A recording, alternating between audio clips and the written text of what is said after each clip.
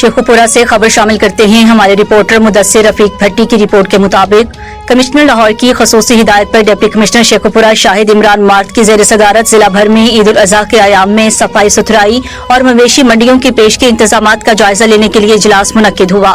Additional deputy commissioner, assistant commissioner, chief officer, municipal committee سمیت دیگر متعلقہ محکمہ جات کے افسران نے اجلاس میں شرکت کی ہے۔ اس موقع پر تمام متعلقہ محکمہ جات کی جانب سے عید قربان کے حوالے سے کیے جانے والے انتظامات کے بارے میں ڈپٹی کمشنر شاہد عمران مارت کو تفصیلی بریفنگ دیتے ہوئے آگاہ کیا گیا۔ عید کے ایام میں صفائی ستھرائی اور قربانی کے جانوروں کی علائشوں کو ٹھکانے لگانے کے لیے ضلع بھر میں ڈمپنگ پوائنٹس، کلیکشن پوائنٹس بنائے جائیں گے۔